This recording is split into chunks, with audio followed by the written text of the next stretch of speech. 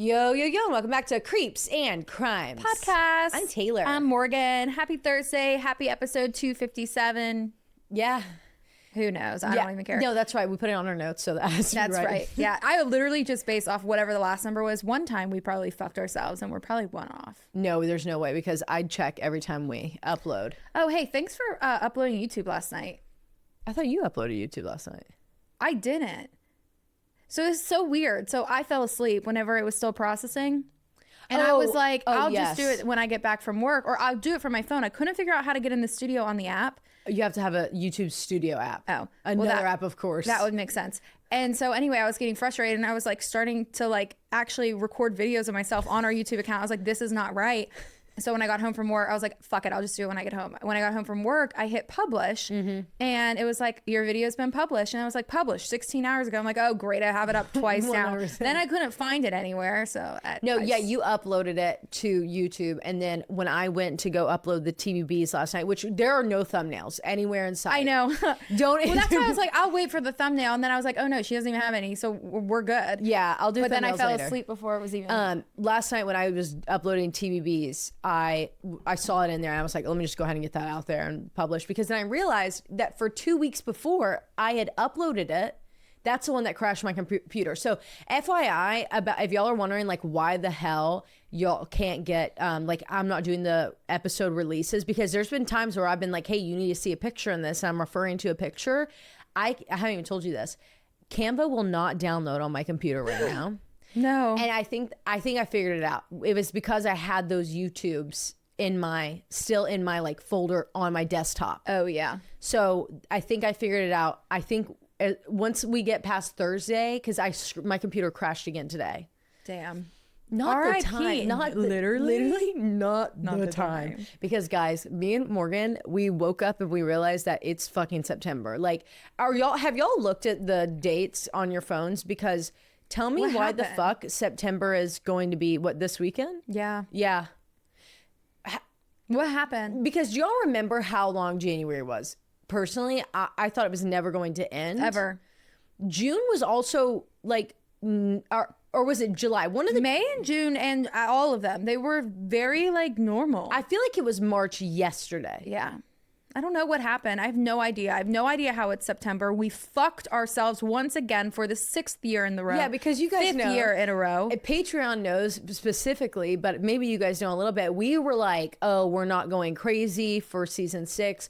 We just really want to focus on like getting our studio exactly how we want it, because what we've done is we've worked so hard on getting like the videos and all that crazy shit done that we've waited very last minute for studios, and we never loved them. Like, we are okay with them. And though this studio's sick as hell, it's just like so much work and upkeep that we can't handle.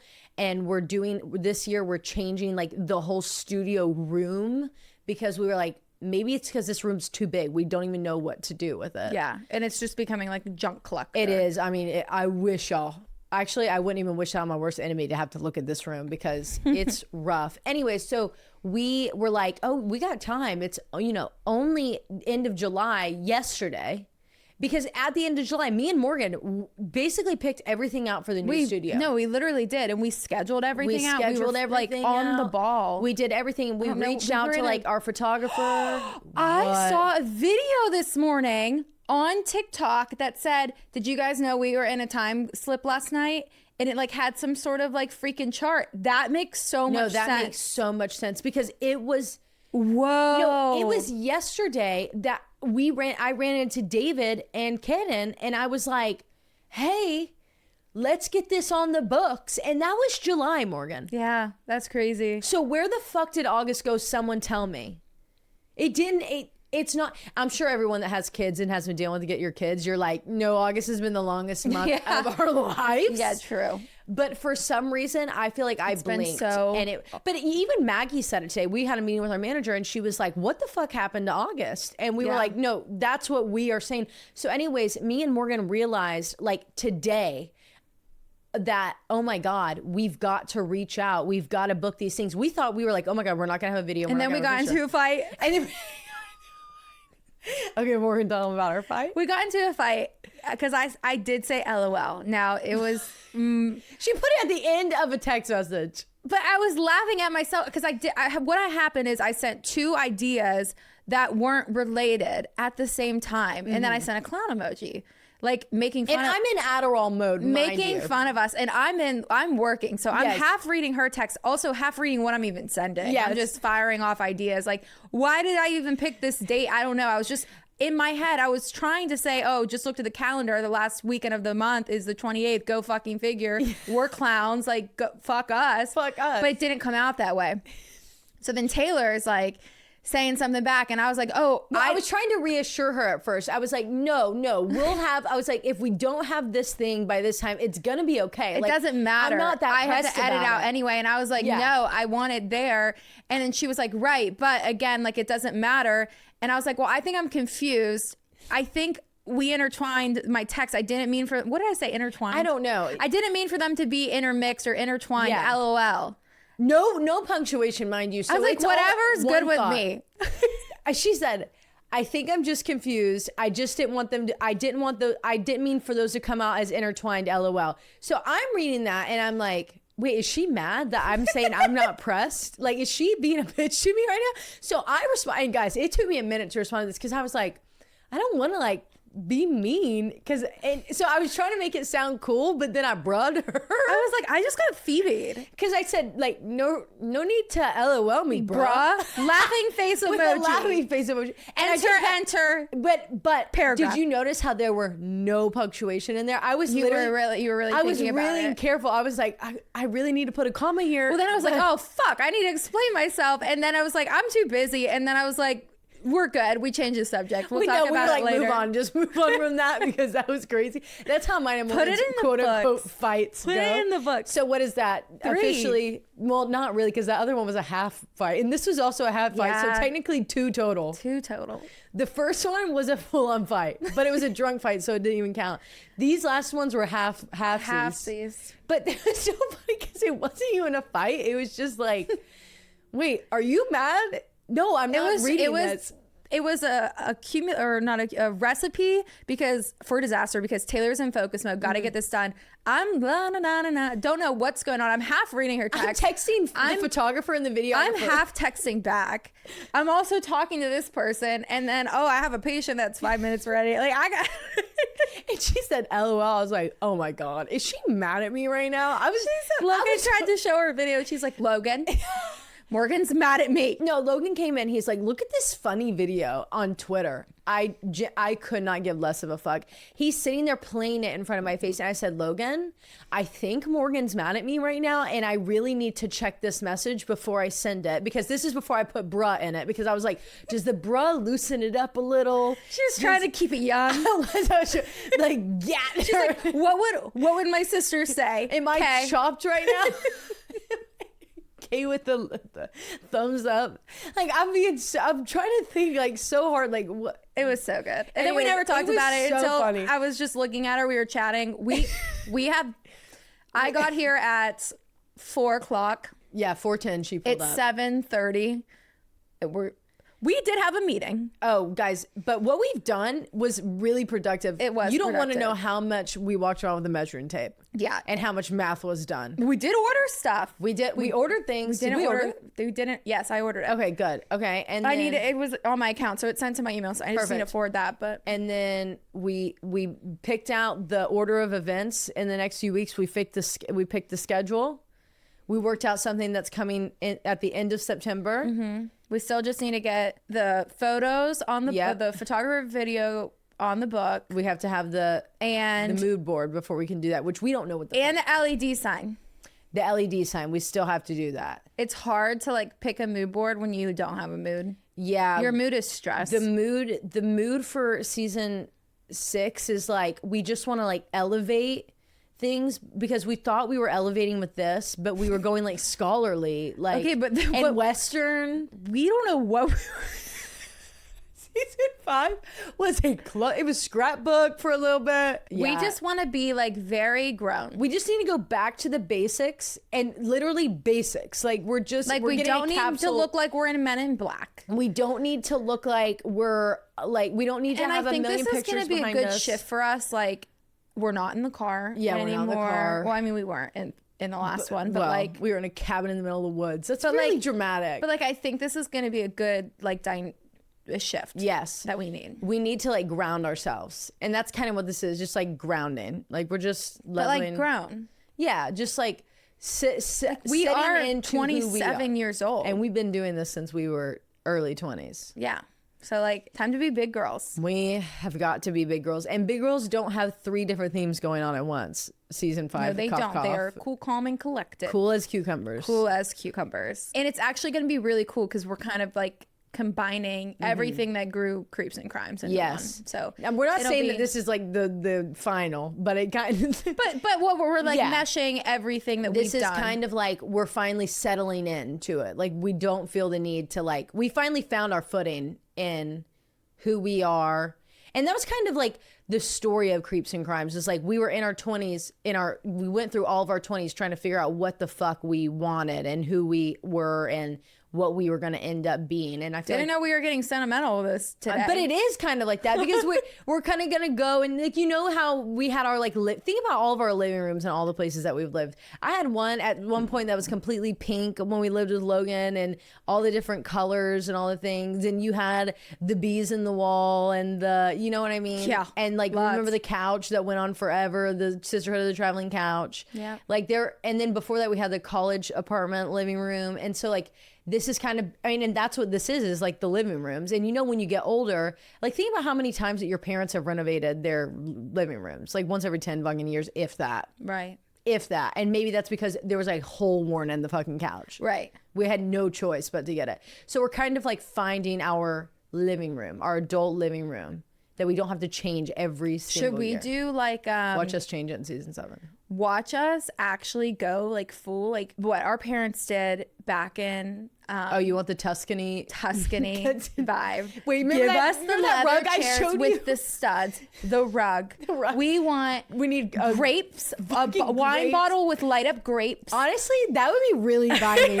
Honestly, I would really we would be like that. so cozy. No, I would love A that. terracotta washed wall, Oh my god. a little orangey. Imagine like a clay wine glass set behind yeah. us. The wires on the Yes. wire. You know what I'm talking about? The vines metal and all that. wire. Yes. Fucking I know what you're things. talking yes. about. Eat big We need, letters. like, a- podcast. A Record. chicken in the back. There has to be a rooster. chicken, a rooster somewhere. Yeah. And a holy grail with Yeah. the grapes coming little out of it. Catholic in it. Yeah, a little cross on the side. Mm-hmm. Hey, and a crucifix. We need that in our line of work. I think we just Honestly, found our season theme. 7 sounds really nice for season 7, actually. Yeah, I think, anyways, it's all going to fall together. But today was just we had to make the decisions because we didn't realize it was fucking September. Yeah. So, anyways, goodbye, August. All right. Let's hit you with it. If you're driving, throw that shit on cruise control. If you got a glass, pour that shit up. And let's get creepy.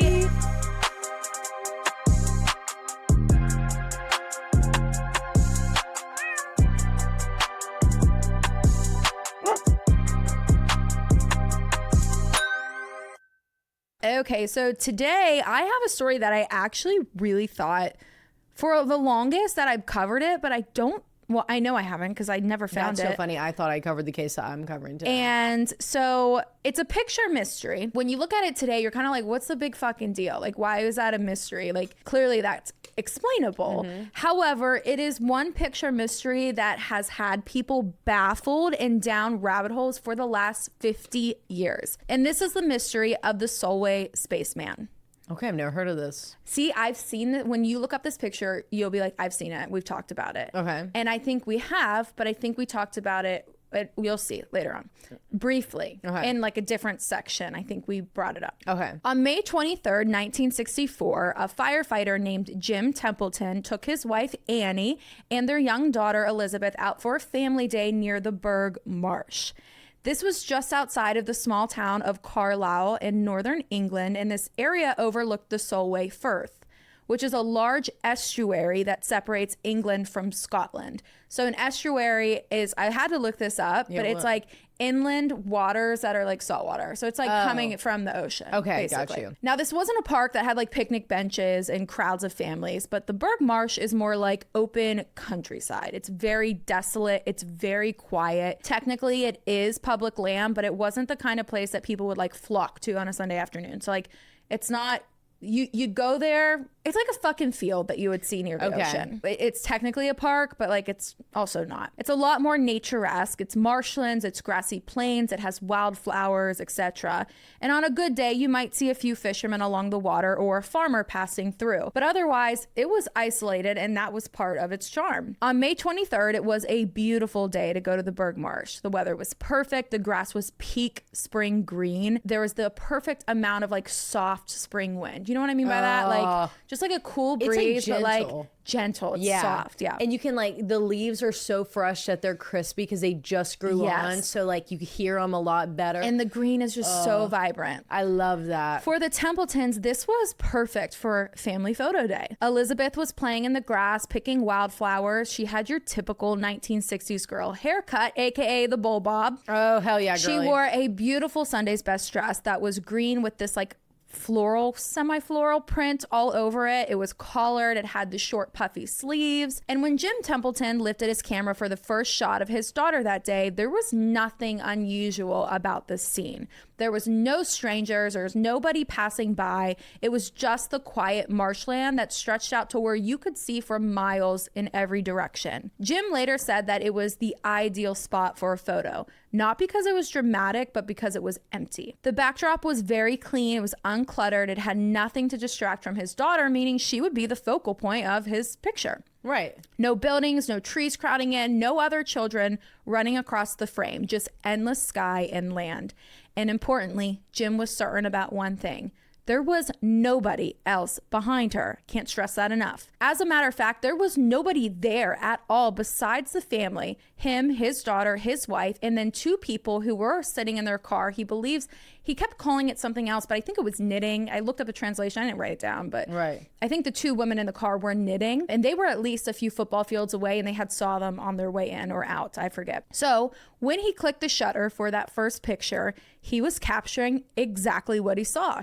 His daughter in a wide open marshland with nothing but sky above and grass beneath her. The family goes home after a beautiful day together that's now captured, and Jim sends the film off to be developed. Shortly after, they are done, and here's where things start to get weird. Jim Templeton snapped 3 photos of Elizabeth that day, one right after another. Nothing complicated, just a dad with a camera enjoying the afternoon. But when the film was developed, only one of those 3 pictures came back looking off. So let's walk through them. And they'll be on our Instagram. So long as Canva don't fuck with me. Yeah. If not, it'll be on the story. If not, just Google it. Yeah, or go to our story. I've been putting on the story. So photo 1. The first photo is exactly what you would expect. Elizabeth is sitting in the grass at Burgh Marsh. Her dress is very neat. It's clean. Her short hair is catching the light. It's kind of glowing. She's like got darker hair, but almost a little blonde, like a dirty blonde. And behind her is nothing but a wide, empty sky.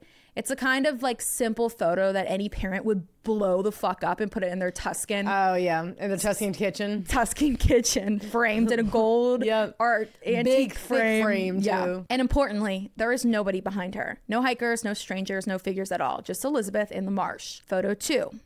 Here comes the second photo. And this one is the reason that we're even talking about this case, because Elizabeth is sitting in the same spot, looking almost identical to the first picture. But now behind her left shoulder is this figure. It looks big. It's taller than her by several feet, and it seems to be dressed in something bulky and white. And the head kind of looks strange too, almost like there's this large helmet or hood that reflects the sunlight. At first glance, it doesn't look like a person in normal clothes. It actually kind of looks like somebody in a suit, something like a beekeeper, like a deep sea diver, or as the legend goes, an astronaut. And the strangest part is that Jim again swears that when he took this photo, there was nobody there, and that the marsh was wide open. You could see for miles. If someone had been standing that close behind his daughter, he would have noticed immediately. I mean, yeah. Yet here it was, a mysterious figure that was frozen forever on his film. And then there's photo 3, the third photo. Just like the first one, it's completely normal. Elizabeth is still sitting in the grass, smiling for the camera, and the background is empty again. There's no figure, there's no strange suit, no helmet. Out of 3 almost identical shots, only one shows the so-called spaceman. And if you guys remember how film developed, you would get a roll. Yeah. So you would know chronological what picture came before the other. Yeah. So you have 3 snapshots of this specific image. Now, this isn't the only picture he took all day, but these specific 3 in this like time frame is what they're referring to. Because there is a picture of like Elizabeth playing, and then Annie is like kind of laying next to her, and also another light colored dress, but like legs are very visible, like, and she's not wearing a fucking helmet. Right.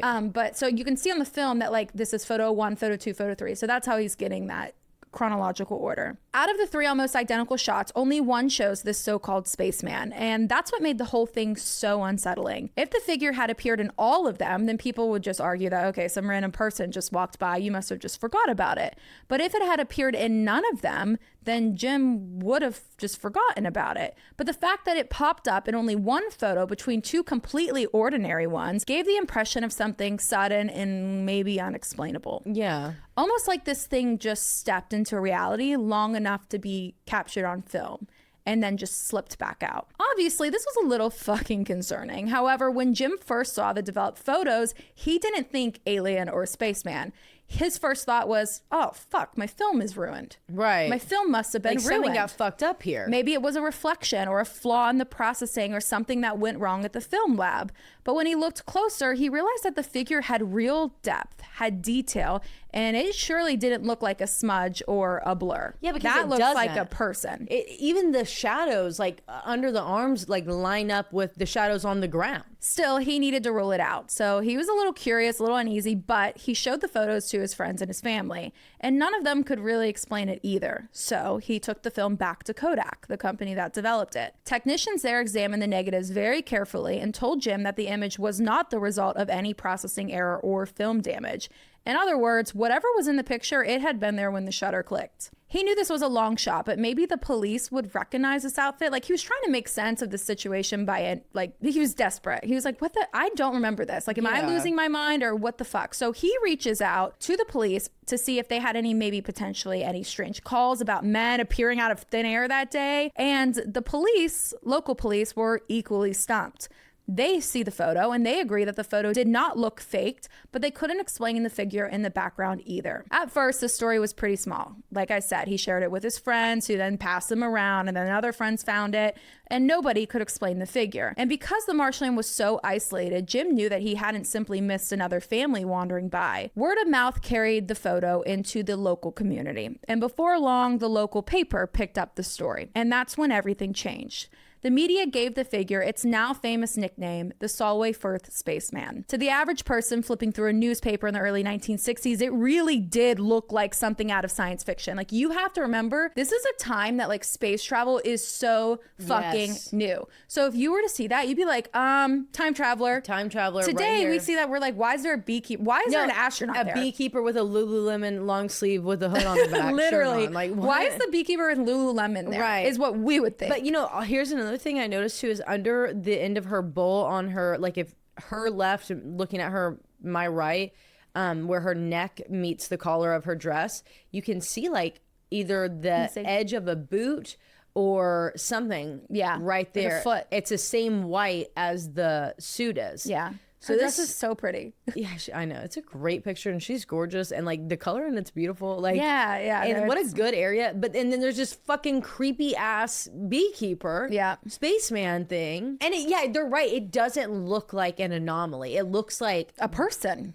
Like this person was there when the picture was taken.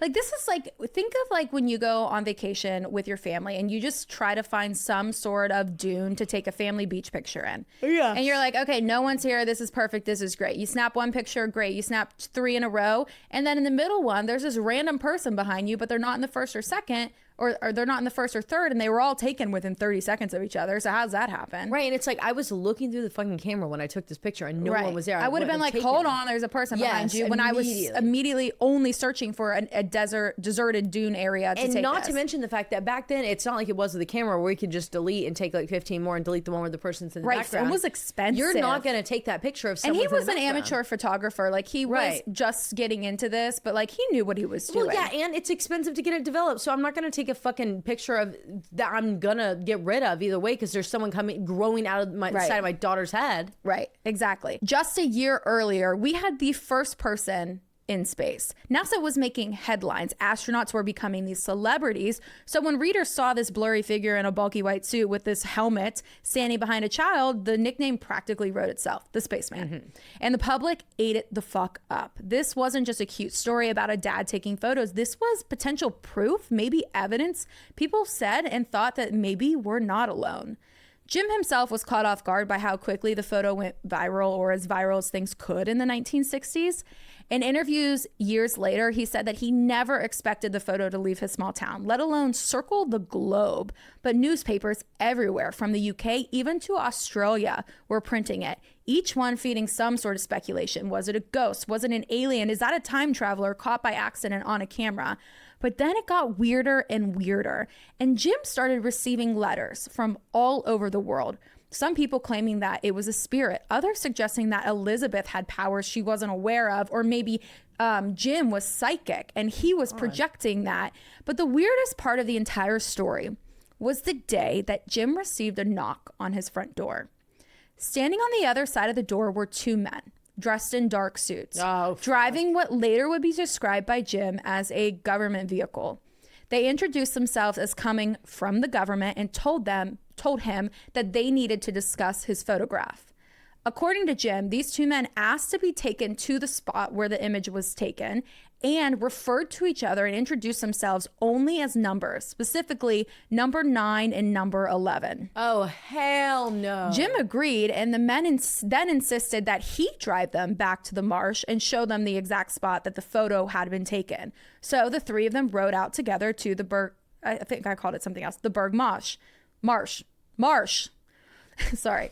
Jim later recalled how the men were strange in their manner. He said they were cold, they were blunt, and they were oddly formal. They didn't speak much except to ask direct questions. And over they were just pressing him. Where did you take the photo? What exactly did you see? Are you sure no one else was present? You were right here, like directly right here. Point to exactly where you were. When Jim told them the same story, that there had been no one else around, that his daughter was alone in the frame, and that he hadn't noticed any figure until the photo came back, the men seemed unsatisfied. He felt like they were pissed off at him, almost as if they didn't believe him. At the marsh, he said the two men then looked around, scanned the landscape before abruptly deciding that they heard enough. They got back in the car without so much as a thank you, he says, and drove away, leaving Jim standing alone in the marsh, left to walk back home. No. So they're like, okay, well, you have to drive us. In his car? In their car? In their car. Yeah, I don't know. Because way that he just... Here's the other thing that's odd about this. Like, we hear Men in Black stories all the time now, often. However, this was in the 60s. Men in Black wasn't. This is peak space. Like, we're just dipping our not peak, but like we're dipping our toes into it. This is space race. This is space race. Like, UFOs are just now kind of being talked about. Like, Men in Black was not talked about. No. He's doing these interviews couple years later. Like, Men in Black was not what it was today. So for him to be like, I don't know, these two, I guess you guys call them Men in Black now, is what he says. Yeah. But like, he was like, yeah, no, they came. And they just like pulled up and like were being so fucking weird. So weird. So he's left to walk back home alone. I don't think it was a far walk, but who exactly were those men? They never gave official identification. They never explained their interest to him, and he never saw them again. Years later, Jim would then compare them to the legendary, or what we call today, Men in Black, which, as we know, are these mysterious figures, potentially probably humans, maybe not, we don't know, who appear after UFO sightings to interrogate witnesses. They're always super secretive. They're always intimidating, and they always just like vanish. Like, even on camera, you'll see these clips of like them just like going, zoop. Boom. Like, they're like the TVA is what I think of them as. Yes. And like they're just like not Tennessee Valley Authority, the Loki. Loki. Yeah. But so what's crazy too is that they just ditched him. I know. Like, they got what they wanted. Like, they don't have the human, like, capacity to be like, he needs to go back home. Like, they're like, okay, bye. All right, bye. Okay. Like, they're not human. You hear that all the time in those stories. And this is where I think I talked about this, was when I covered Men in Black. Really? Okay. That was a long ass time ago. Yeah. Because I feel like I remember this, and like this was one of the, I just picked a bunch of examples, and it was one of the ones that I used.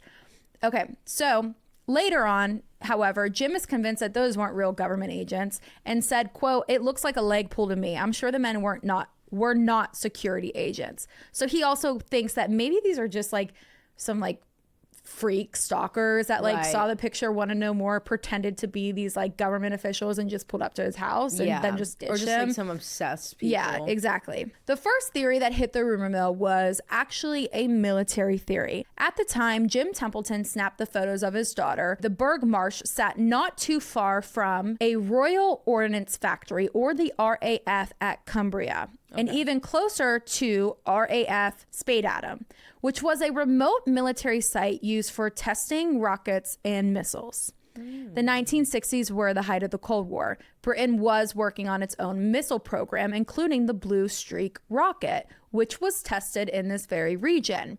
It was a place where experimental aircraft were launched from, engines were roaring across the countryside, and these classified projects were kept hidden behind really guarded fences. To locals, the facilities were little more than rumors, kind of like us in Oak Ridge. You didn't ask questions about what the government was doing out there. So when Jim's photograph emerged, some suggested that the spaceman wasn't a spaceman at all, but a test pilot or technician from this base. The bulky white suit with a dark visor resembled protective gear, kind of like hazmat. Yeah, kind of like a hazmat suit. Like a PPE, like proper protection equipment, whatever it's called. Maybe a rocket scientist, or maybe even a military soldier. He doesn't know. Some even suggest that in the bottom right corner of the pictures is from another nearby facility called the Cooling Towers of Chapel Cross Atomic Power Station, where weapon grade plutonium was produced. So at the bottom right, or like right at the hillside of the picture, down at the bottom right, there's these little white towers, and some people, well, it's not some people, there is a facility right there. And so they think that those are the like silos, tops of this.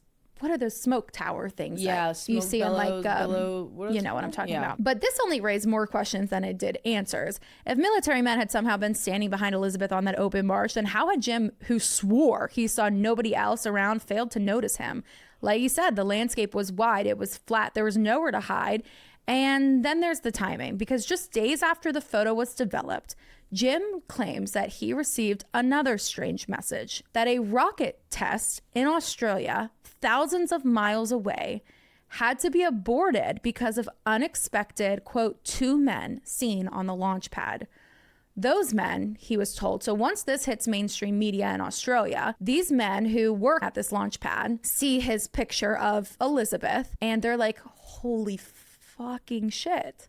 Because these men told him that the picture behind the man behind his daughter resembled the 2 men seen on the launch pad in Australia that had to get aborted. Oh shit. Because so they canceled the launch because these 2 men were yes, walking they're around? like, okay, whoa, safety. Yeah, cancel, abort. There's 2 men. And they're like, who the fuck are these guys? And they were wearing these white suits. Like white hazmat looking. So they're like, what the fuck is going on? Now, how could an Australian missile test have to do with this? Because guess where that missile was produced? Oh shit. The RAF Spearman, which was only, or this Spadeadam, sorry, I don't know why I keep calling it Spearman.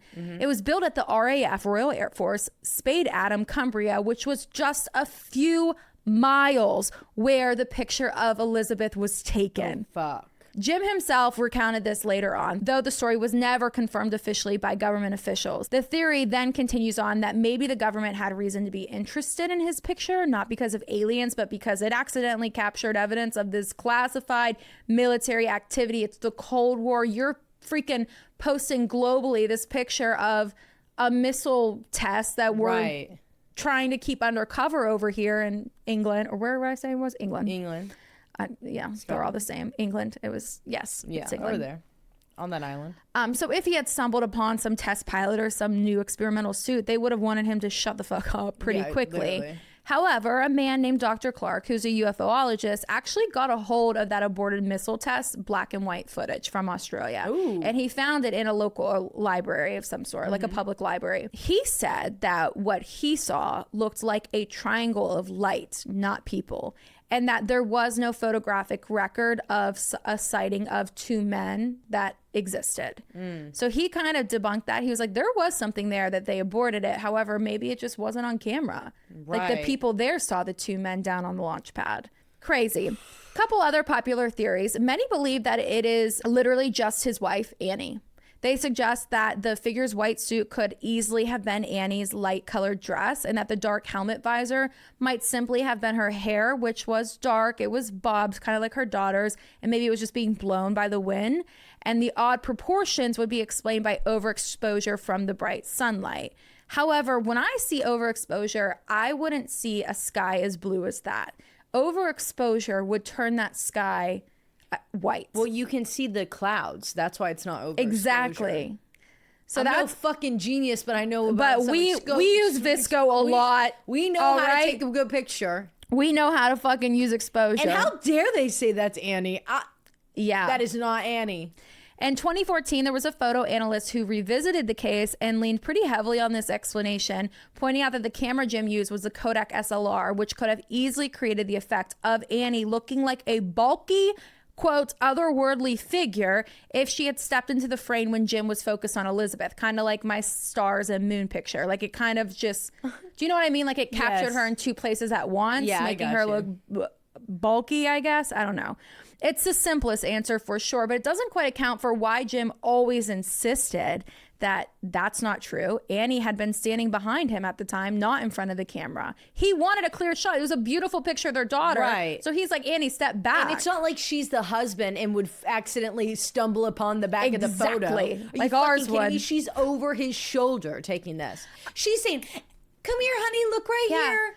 Yeah, that's Liz, over here. Honey, look this way towards daddy. Like you're not, she's not frolicking in the back. Right. Sorry. Looking like a fucking beekeeper. She's not. Another theory argues that the spaceman was never a person at all. Some skeptics believe that it could have been a case of light bleed, double exposure, or a processing error when the film was developed. Even though multiple people have authenticated this picture, even in today's time, this theory still doesn't budge for a lot of people. So they're like, that's just fucking, that was there. You know, that's error.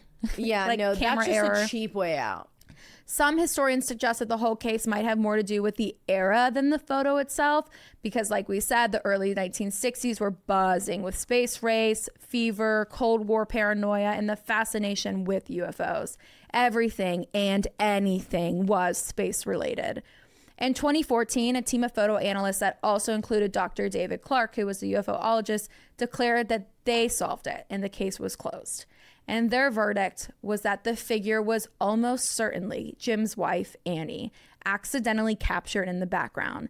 The angle of the shot, combined with the glare of the sun and the limited resolution of his Kodak camera, made her look bulkier, more futuristic than she really was.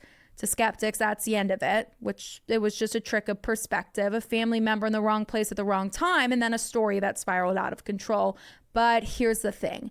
Jim Templeton never accepted that explanation. Until the day he died in 2011, he maintained that Annie was standing behind him, nowhere near the frame, and that the figure in white simply was not there when he took that picture. And that's what keeps the mystery Solway Spaceman alive. He basically said, keep my wife's name out your fucking mouth. She was behind me. Yeah. Okay. I think it was just a glitch. Like, I think they time jumped. I think that he took a picture. Okay, I think one or two things. I think it was a glitch and he took a picture and it just like it happened so quickly. Because, you know, taking a picture is like... Yeah. Like, what is that? Like 0.001? Well, back then, too, it was like, hold. Yep. But still, maybe like 2 seconds. Yeah. One max. 2 seconds. But, like, in terms of when you're taking a picture and, like, you're looking through the camera and back then you would see the, like, thing drop down in front of it. In that drop down, then if that person just appeared and disappeared. Right. You would never know. You would never even like it wouldn't even. And I don't even know if cameras register. had that thing to look through. Did they? Yeah, they did. Yeah, those, yeah, it did. But okay, so that's option one. So like there was a glitch behind them. Option two is there was a glitch and the spaceman, beekeeper, Lululemon bulky man, astronaut, wiped their memories and didn't realize that the picture had been taken. Yeah. And that's like the only thing. I do think it's odd that also there was rumors circulating that in this area there was UFOs spotted, but the rumors didn't circulate until after it went viral. Well, newspaper viral, so I didn't include it because like that's people being like, I did see a UFO. Yeah, okay. I did see a UFO when I was eating my crumpets. When I was eating my porridge. There was one out there. Yeah, there was one out there. But like I do find it interesting that all the way in Australia, the same site a missile test site that the missile came from this location, they allegedly saw the same thing. And like, what is the frequency of plutonium? Like, would that even allow? So that's two different plants. Yeah. So there's the Spearman, Got and then you. there's the that one's like a mile away. This missile test site.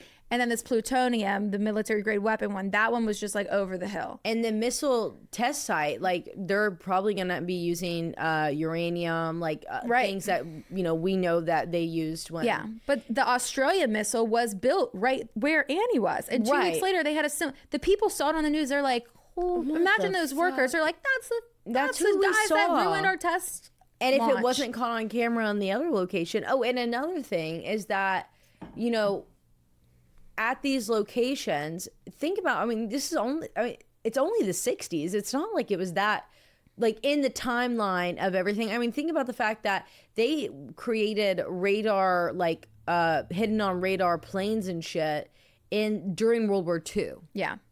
So the technology that had been developed to in the war in World War II and like do all the crazy whack ass shit that had to be done to put an end to it was so far beyond. So weapons became incredibly, because not only do we have the Cold War, then we had like the space race, and then we had like these nuclear and like atomic weapons being created and like trying to be figured out in different. So there was so much shit going on at these like secret locations and these like across the entire earth.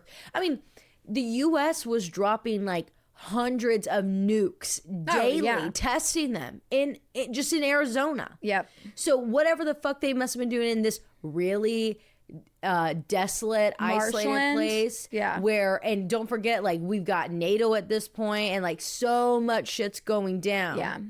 There's no fucking telling what was going, because we know about the operations and crazy shit that was going on here with CIA. Right. We don't really know. I mean, I'm sure there was stuff going on. The only other explanation I just thought of it actually is that, like, if he was, because it's on a hill, if he was lower, snapped a picture and then leaned up, like, he wouldn't have saw.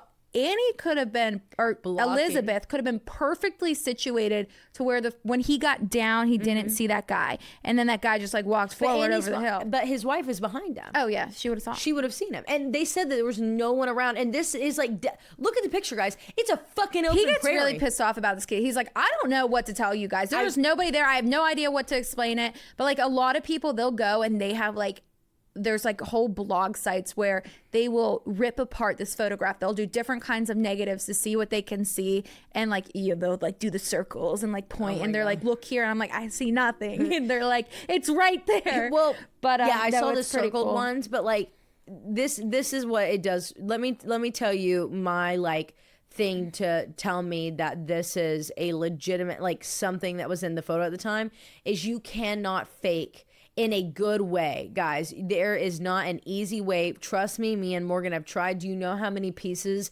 of each of our body parts that I have put into every logo that you guys have ever seen on Creeps and Crimes podcast? Right. There is no easy way that doesn't shadows look like, good, even in the year 2025. So look at the shadows under his arm, like the forearm that's bent above her right side. Like his armpit almost. The armpit, the bulge from his shoulder, because I'm thinking that he's facing away and we're looking at his back.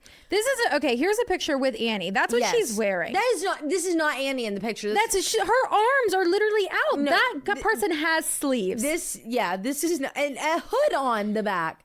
Guys, you could see the shoulder blade, under the shoulder blade of this person, the shadow from it. And the shadow on that person directly matched where the shadows are hitting her. That is fucking hard to make happen in a photo in the year of our Lord 2025, where we have editing at our fingertips. Yep. We have fucking AI, dude. Don't even. Look at the way the flowers are shadowing onto her wrist when she's holding them. Yep. And try to fucking tell me that you could have replicated that forearm, underarm, shoulder blade lighting. Yeah, there's no way. There's no way. This person was in the picture. Case closed. Jury's adjourned. We're done. End of story. End of story. I believe him. I hate that he died thinking that no one was on his side. I wish he could have listened to us. I'm there for you. I'll fucking be the ringleader of this shit. He's not a liar, and Annie was watching, so... Yeah. All right, she's not in the fucking picture. I'm going to send you these 2 pictures. Okay, send me. Oh, no, you're good. Just so you have them on your phone. Oh, okay. I was like, is there something else I need to see? Sorry, that's all I have. Okay, so the case I have for you guys today, I was pretty much 100% convinced I had covered before. And half of me almost wonders if I have, and I've titled it something different, but maybe not, because the first time I ever heard about this case, I watched it on like 2020 or Dateline or 48 Hours at home with my mom because it scarred me. And most people do this case in a one-parter and don't really spend a lot of time on... Spoiler alert. I know, spoiler alert. Don't really spend a lot of time, but like this case scarred me so much that I found myself in a tizzy. So this is going to be a 2-parter because I need this rabbit hole to consume everyone with me. And I'm sorry for what I'm about to do to you. Okay. Here we go. You've heard of Amy Lynn Bradley, but have you ever heard of George Smith? No. George Allen Smith IV was born and raised near the town of Greenwich. Is that how you say it? Connecticut? Greenwich. It looks like Greenwich. Greenwich, Connecticut, where his family was well known as they ran a very popular liquor store. To his parents, George Allen Smith III and Maureen, George and his sister Bree hung the moon. In their interview with 48 Hours, Maureen, his mother, described George as, quote, a fine young man, handsome, hardworking, and a great kid all around. With his father, George III, saying, quote, he was an all-around great kid, the funniest guy. I would sit and have a couple beers with him and he'd make me laugh for the whole night. Just a great guy, end quote, with the both of them agreeing that he was also just really good looking, and they were not lying.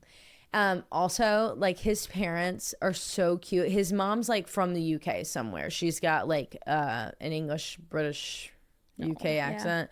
And she's like a little bit more reserved, which, you know, I don't know if that's how she always was in her life, but in all of these interviews, that's how she is. And she just like dotes over her son. And his dad, George III, he's kind of like the goofy. He's so funny. Like, he's just sitting there and he's like, oh, we would drink it up. And he's like very New England-esque man. And he's like, he was the funniest guy in the world. Yeah, I loved the both of them. Like, they were just sweethearts. At the age of 23 in 2002, George was managing his dad's liquor store, learning all of the tips and tricks from his old man, fresh out of college, and really loved by everyone in his hometown. Like, everyone was so happy that he came back home after college, which is why when he and 22-year-old Jennifer Hagel began dating, it was like the entire hometown began shipping them, because you see, she was actually the daughter of a local police officer and another well-known loved family in the community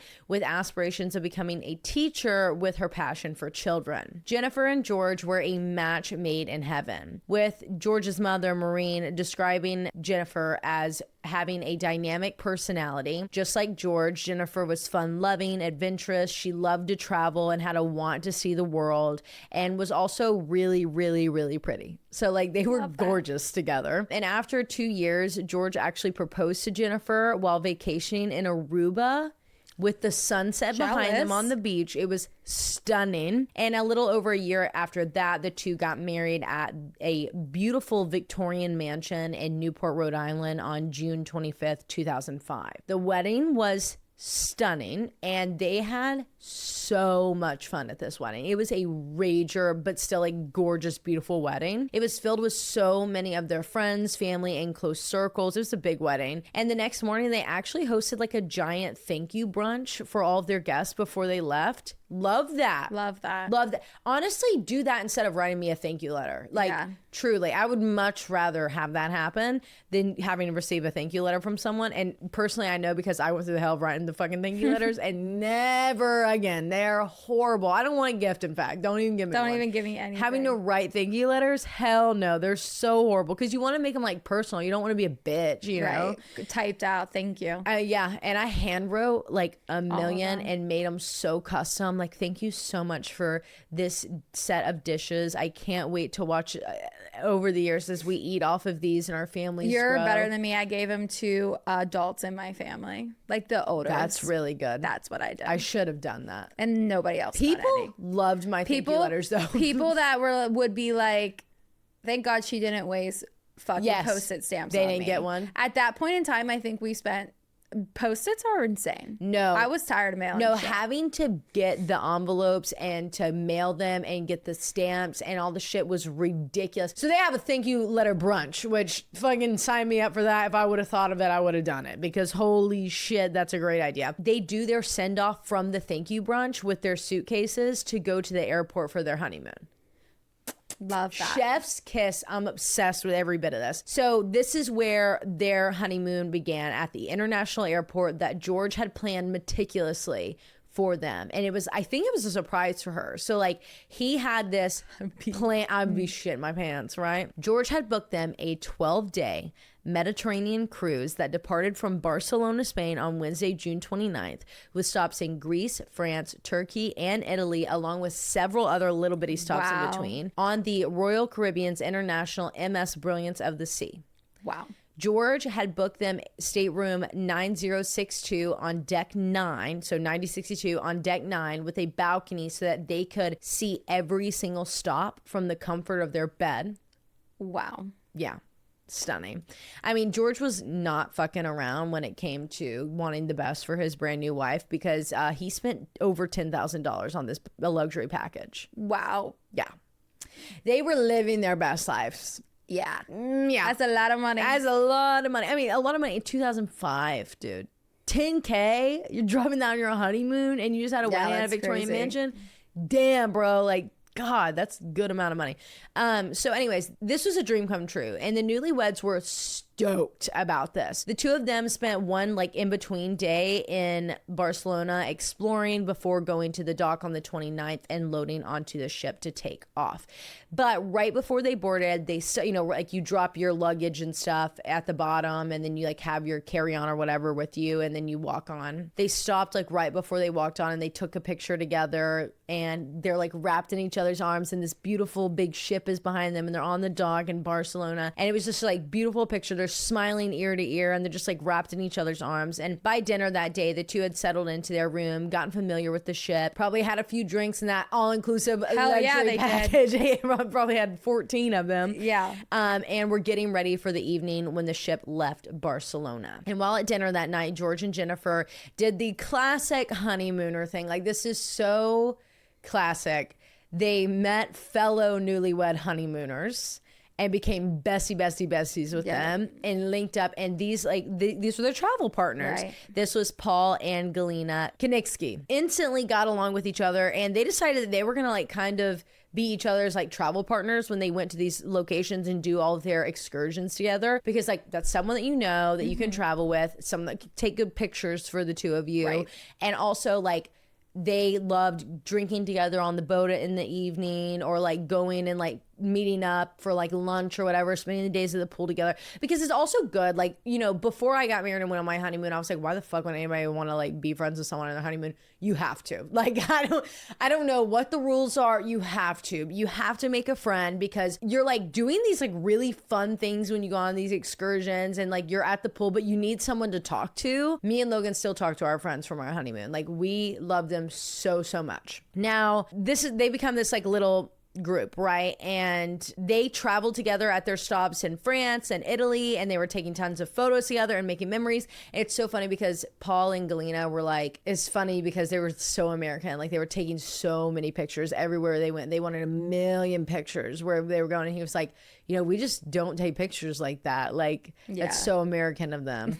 And well, they always had a camera on them. I'm like, yeah, that do be looking like American. Guilty. So they instantly got along, like I said, whatever. So another friend that they made while in Italy, like the couples were on this tour in Florence, Italy, was a single guy. He was 20 years old. His name was Josh Askins. And he was on family vacation with his entire family on the same boat as them, actually. So they had like kind of done an excursion and kind of lined up together. He was from California.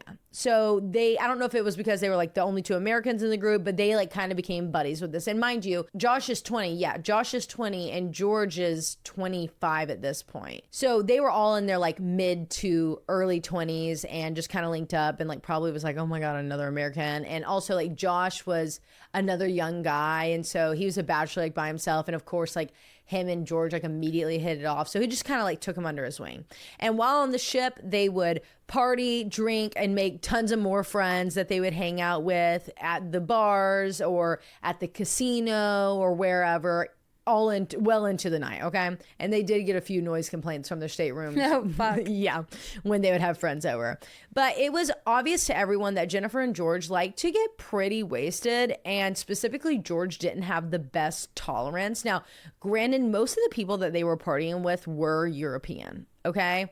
And I don't know if you guys have ever drank with someone who is European, but like they'll put that shit down. They've been drinking since they were 2. You know, like we stand no fucking chance in our early 20s drinking with some Europeans, because they just can put it the fuck away. And also that alcohol over there is so different than alcohol over here. I don't know what it is or why that is. Anyways, that's neither here nor there. So Monday evening, July 4th, the Brilliance of the Sea eased out of the Mykonos harbor and headed towards Turkey on its 6th night. So this is the halfway point. It had been an unfreaking believable day, as Greece had always been on George's bucket list. So Jennifer and him ran around all of Mykonos and really soaked in every drop of it. And they actually told Paul and Galena, like, hey, we just want to do today mostly by ourselves, because like this is like our dream. And so we just want to have like this moment together. So they did. And it was like a beautiful day. They're like, we'll meet you after dinner for drinks. And that's like what they planned on. So they soaked in this beautiful day together. It was, like I said, like a bucket list moment for them. And in fact, it was so meaningful that the couple actually went to the nicest dinner on the ship that night, just the two of them, one-on-one. And they got a glass of champagne to toast to the rest of their lives of traveling together. Cute. It was like such a romantic night. They reminisced about their day and just like chatted, and then they went to go hang out with their friends. But let's backtrack a little bit, because when they were getting ready to leave for dinner in their stateroom, right? Jennifer was finishing up her hair. And if you look at the pictures from this night, she's got this beautiful blowout, okay? And this is like the picture that people use a lot for this case. And I'll have it on our Instagram so long as everything's okay. But she's got this like beautiful blowout. And George was waiting on her to finish her hair. And he sends an email to his family with photos of their day and just like detailing how amazing their adventures in Mykonos were. And then he wrapped up the email with some funny, classic, like cheeky George humor, saying, quote, oh my God, you didn't say drop dead gorgeous. I know, dude. And I know this is the blowout. Yes, they are Barbie and Ken, dude. Wow. They're both just stunning. Okay, wow. Yes. So George wraps up his email with his like details about Greece, just how amazing their day was before heading out for dinner. I'm waiting on that magical Barbie blowout to happen. And he wraps it up with some typical George cheeky humor, saying, quote, "We're having the time of our lives. Don't get into contact unless it's the end of the world or someone dies." And signs it off, "Love, George." Okay. Which no one could have predicted the foreshadowing that had been laced in this last sentence for a comedic closeout. Well, the glass of champagne for their toast at dinner turned into a bottle, and then another bottle, and then cocktails, and then beers, and then meeting up with friends at the casino. Once they get there and like get settled and meet up with their friends, George decides that he's gonna run up to his room, and Jennifer goes with him. So maybe it was on their way to the casino. George wants to stop by the room so he could drop off his suit jacket and like take off his tie, because ain't no reason to be he's gonna lose it to the nines. Let's just go drop it off. Know. Exactly. And just an FYI before I get into this, we're about to get super into the weeds of this story, so like lock in with me right now, because there's a lot of details, a lot of names, a lot of moving parts. Okay, which is exactly why this had to be a two-parter, because once I get going here, you're gonna be like, pump the brakes, bitch. What the fuck? I'm ready. Okay. They get to the casino, and Jennifer and George kind of go their separate ways. They meet up with their couple friend, right? So the girls go to the blackjack table, and the boys go to the craps table, okay? And that should be so reversed. It's not even funny. I know, right? I was, when they said, I was like, wait, hold on one second. Okay. Actually, as a girl, I would personally be at the slot machines. I don't want to be sitting beside anybody. Roulette, maybe. Yeah, maybe. But craps is definitely like right. Easier to play than blackjack, but maybe she was the master and he was just, along for the ride. So Josh Adkins joined the boys at the craps table not long after. That's a 20-year-old from California that they met in Florence, all right? And he brings some friends along with him. Now, these were his like little bachelor friends that he had made also on the cruise. And these friends were a group of Russian-American family friends from Brooklyn. And this included Greg Rosenberg, either his cousin or his brother, Zachary Rosenberg, depending on the reporting, and their close friend and or cousin, again, depending on the reporting, Rusty Kaufman. So Greg, Zachary, and Rusty are buddies with Josh. Josh pulls up and he's got these three behind him, and he introduced all of them to Paul and Jennifer and Galena and George. The boys stay at the craps table and start playing with them, okay? Meanwhile, the girls are coming in and out between rounds, right? Well, they're playing together, and the boys are really turning up. I mean, drink after drink, it's getting loud, it's getting crazy, so much so that people around them are like starting to unwillingly listen to their conversations, because these boys are getting so loud. They're broing out, dude. Like broing out. What they overheard was allegedly George was, yelling that like, I could go all night. I've got 17 grand in cash in my room. Like, we can go all fucking night. And he's also answering questions for these young kids, because they're like, dude, like, let me see your watch. Like, holy shit. Well, it's a Breitling watch, which is like a very beautiful luxury watch, very expensive watch on his wrist. And not long after this, Jennifer let him know that she needed more cash. So George is like, okay, I'm gonna run up to the room and get you some more cash. I'll be right back. And Josh is like, I'll go with you. So he walks with them. And in the security camera footage, you could tell that they had been drinking, but they're not like sloppy running around. They're just walking confidently. When you're buzzed, like heavy buzz, like you kind of walk like fast and furious a little bit, and like, but you're not like bumping into shit and stuff. Right. They're just like laughing, like in the losing balance. Yeah, they're like leaning up against things, like in the elevator. Not how you would typically, but he doesn't look really fucked up, to be quite honest. He just looks like he's been drinking a little bit. So they come back down to the room, they give the money to Jennifer, and they go back to the craps table. Now, not long after this, the casino closes, and Paul and Galena try to go. They're like, we're gonna go turn it in, we're done. And Paul pulls George to the side, because in that time that he had gotten back from the room, it's because, like when you change scenery when you're drinking, you come back and you're blacked out somehow. That's kind of what happened. Like when he got back from the room, he started pounding down a few more, and then he is absolutely gone. And so Paul and Galena are saying their goodbyes to the whole group, and then specifically George and Jennifer. And Paul pulls George to the side, and he's like, hey man, I think you need to turn it in. Like, you're getting really drunk, and we're only halfway through the cruise, like, let's have a good day tomorrow. and we can come back another night. Let's chill out though. Because Galena and Paul were like, we were getting worried. And they had every reason to be worried because what they had been drinking at the craps table was absinthe. How do you say it? Absinthe that Josh had smuggled on because it's not sold there and you're not allowed to bring it. Right. And they had been drinking the fuck out of That's why this. he's feeling good, because allegedly with absinthe, real absinthe, not the ones that you'll see in like the storm, or not the storm, the space bar. Yep. You get like absolutely obliterated, almost hallucinogenic, except you don't get the nausea, you don't get the sickness, you don't get any of the side effects that come with drinking. So you're flying high. Exactly. So, and that's like essentially what's going on here. Like they look good. They're not sloppy. Right. But they are fucked up. Like they are on one, dude. So Paul, like I said, like, and George is like, oh, we're that good. That makes sense like, because he's from California. We're going out. Like, we're good. Like, why don't y'all come? And they're like, no, we got to turn in. We know better.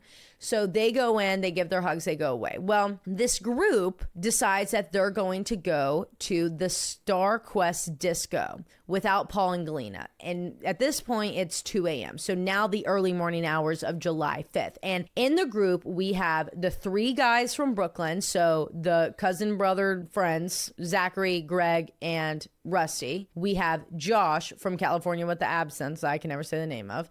And then we have Jennifer, George, the newlyweds, and now we have another guy. We actually have the casino manager that had become buddies with them, but specifically buddies with Jennifer.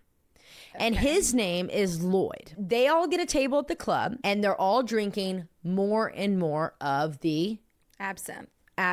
The group is like getting up every now and again. They're dancing. And at the disco, apparently like between the dancing breaks, Lloyd and Jennifer are getting really close. And allegedly, many witnesses say that Jennifer is like draping herself, and that's a quote, over Lloyd, like, you know, being drunk and just, you know, laying herself on him and like dancing with him. And then the two of them, quote, started getting cozy on the club couch in between songs, while George and his buddies are getting drinks, probably mixers, to be honest, at the bar. Well, George sees this when they're coming back. He immediately is livid and he's fucking out of his mind on top of that. So he goes rushing up to them, and he and Jennifer get into this loud ass screaming match. And I guess she was like laying on him or like leaning up against him. So she like jumps up, or he like pulls her up. I don't know what happens, but they are standing like face to face, eye to eye, screaming at each other. And then George calls her a name.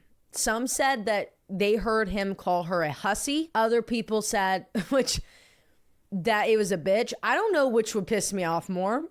Yeah. But at the same time, babe, you can't be. Yeah. You just got married. Guy, yeah. You can't be hanging out, loving up on the casino manager. So like, you know, whatever. But she didn't like that. So she kicked him in the balls. Okay. He hits the deck. She either storms out or is escorted out of the disco bar by Lloyd. But those are 2 different accounts. Josh says that Lloyd escorted her out, and then the other guy said that she stormed out and Lloyd followed. Or maybe just went off, but they don't know where the fuck Lloyd went. So one of these 2 stories. Either way, Jennifer is out of the bar, out of the club. And Lloyd is too. And George is on the ground. Okay. And this is kind of like when it's like, boom, it's hitting them. They're all realizing like, oh my God, we're blacked out. So Rusty, Zachary, Greg, and Josh start lifting up George. And this like the kick to the balls, like factory reset on him. He could not fucking walk. He was so sloppy. So they like carry him up to his room where they assume Jennifer is going to be. However, when they get there and use his key card to enter the room at 3:52 a.m., which is recorded in the systems, Jennifer is not there. George comes back to life and he's like, where the fuck is my wife at? And he takes off his shirt. He puts on a short sleeve shirt. He's like, we're going to go look for my wife. So all the boys follow him. They said that they did this because he was way too fucking hammered to be left on his own. Like, he's walking good for a few minutes and then he's like sliding down the wall. They follow him to the solarium, which is like a covered deck area where like everyone was hanging out after the clubs closed. And in there was like a hot tub. So they like check the whole deck, they check the hot tub, and they cannot find Jennifer anywhere. They go back to the Smiths' stateroom and they use George's key card to enter once again at 4:02 a.m. So that means they really only did 10 minutes of searching for her. But why, you ask? Oh, because George was literally falling down on the ground. Yeah, and I also feel like on cruise ships too, especially, like, it doesn't take long to get from where you are to an overlook deck. And when you're blacked out, I'm sorry, but you're like levitating. Yeah. I don't know how else to put it. But by the time they get him back at 4:02, he's being fully held up by the guys. So they like throw him in his bed. They take off his shoes. So it probably wasn't even his call to go back. Right, yeah. So they throw him in his bed. They take off his shoes. And while the three brother, cousin, friends are doing that, you know, from Brooklyn, Josh from California goes and uses their bathroom because he's about to piss his pants. And then once they're done, they head out, they shut the door behind them, leaving George in his room, and they go back to their respective rooms. Fast forward 28 minutes later, okay? It's now 4:30 a.m. Crew members of the ship find Jennifer passed out on the floor of the lounge area of deck 9, the deck where their stateroom was. They check to make sure that she's okay, but she's clearly just like passed out from being so drunk. So she's fine. So some crew members stay with her while others go to her room to hopefully get George and be like, you need to come get your wife. Well, they get back there and George is not in his room. They flip on the lights, they look in the bed, they look in the bathroom, they look on the balcony. He's not there. So they go back out, they go down like the medical room or whatever, like the infirmary, I guess, and they get a wheelchair and they put Jennifer in the wheelchair. They roll her to her room, they put her in her bed, and then they leave, locking the door behind them. They leave just before 5 a.m. Still no sign of George in the room or anywhere. Fast forward again, this time we're going 2 hours. It's just after 7 a.m. with the sun rising over Turkey where the ship is now docked when Jennifer wakes up alone in her room. I'm sure her head is fucking pounding, but she assumes that after their fight, George went to go stay with one of his new friends in their room. But she really had she just like knew they got in an argument, but she had no memory of that night, pretty much. It's just fucking flashes, blackouts. That's it. All she knew was that it ended in an argument. So Jennifer waits for George to show up for their morning couple massage that they had booked, but he never did. So she went on her own thinking that if he wants to be petty, like, I'm going to be a bitch and I'm going to go get this couple massage all to myself if you don't want to come with me. She goes to the spa and she arrives at 8 a.m., which is an hour and a half early for their appointment. And she's still in her dress from the night before. So she's still drunk. Yeah, she's still drunk. So she says like, oh my God, I thought I was running late. Like, I'm so sorry. I'm blaming this because of the time difference between Greece and Turkey. But like, you know, the clocks in your staterooms, they change with the time zones. Maybe not your watch on your hand, but the ones in the rooms did change. Oh, they did. They did change with like the time zones because they were digital. It's 2005. I guess I was thinking of like an alarm clock. But yeah, this is like a boat, like a school clock, almost digital. Yeah, exactly. Really interesting though. Whatever. So she gets her massage on her own. I guess they like got her in early or made her only wait a little bit, but they worked her in because she's like, my husband's not here, so let's just get me one. Well, about halfway through her massage, which I don't know if this was a 90-minute, a 2-hour, or whatever, but it was halfway through her service, a crew member enters the massage room and interrupts and asks to speak with Jennifer because apparently they had been looking for her and had been paging her over the intercoms for like at least the last 30 minutes, which she couldn't hear and no one in the spa could hear because there's no intercoms in there, obviously, so it can be a relaxing experience. Jennifer is instructed to put on her clothes and then is escorted down to guest relations where she is sat down in a private room by herself. And not long after this, the captain enters the private room with her and sits down across from her, informing her that her husband, George Allen Smith IV, appears to be missing and is presumed overboard.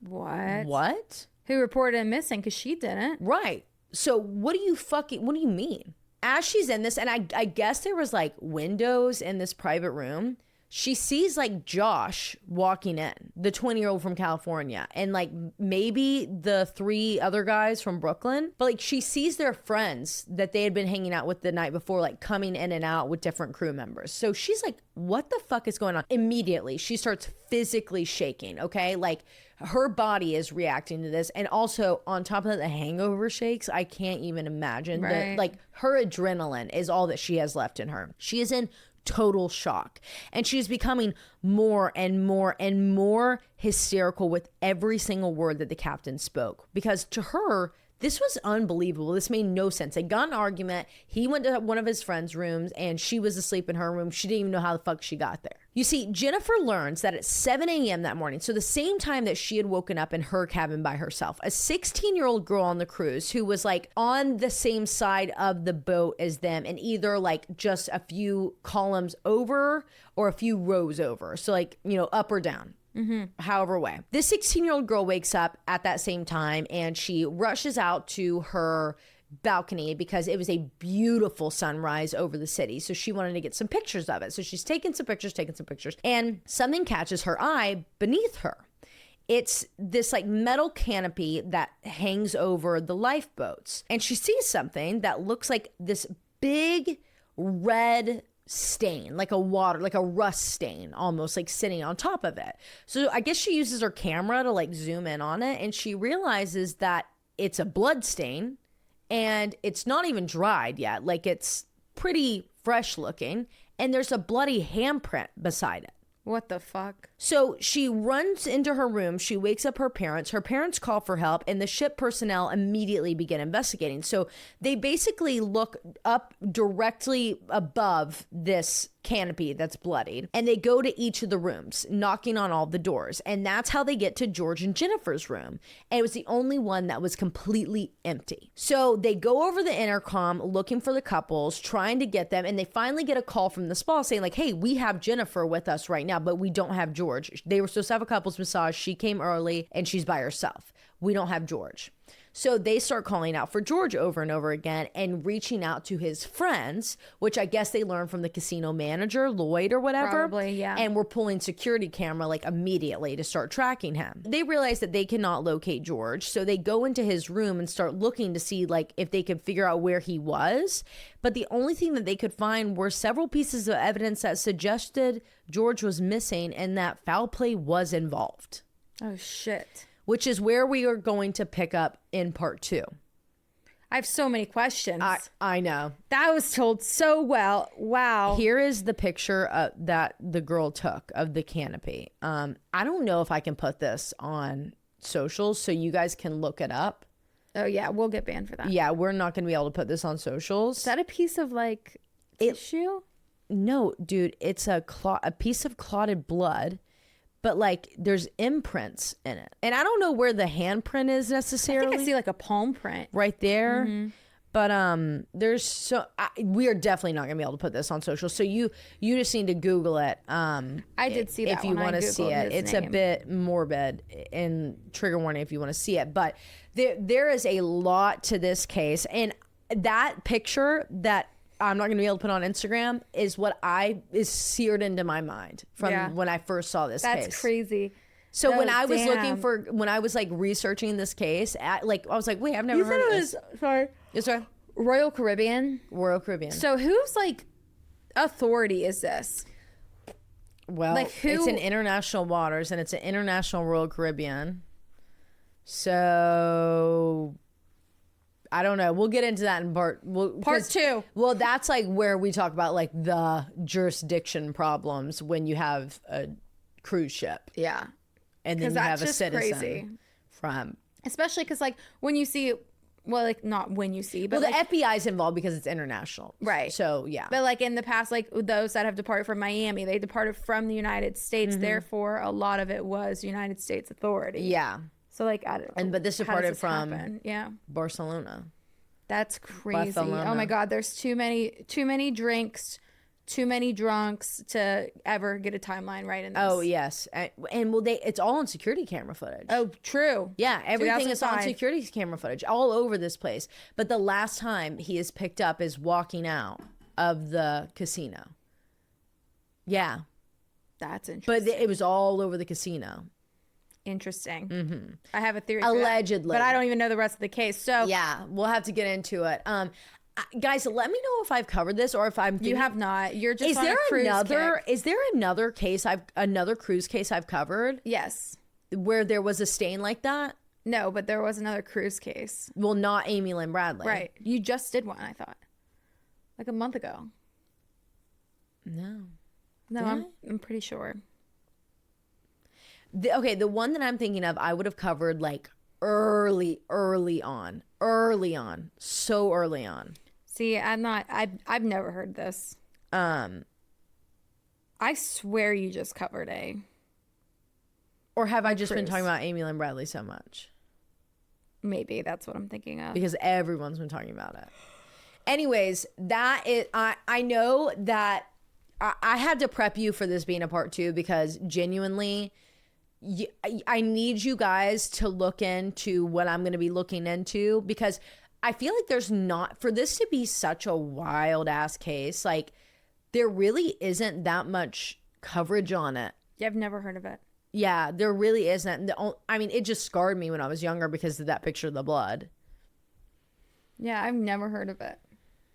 Yeah. Anyways, we'll pick up next week. I'll go first, and we'll get it done quick after the intro. And by quick, I mean not quick at all. So I'm hoping that means Morgan don't got to do nothing. Love ya. we'll see. Love ya. Bye. Talk to you next week. Oh, and we'll talk to you on Tuesday. Hey, you like that little double TBB? The double whammy. Did you like that double whammy? Love ya. Bye.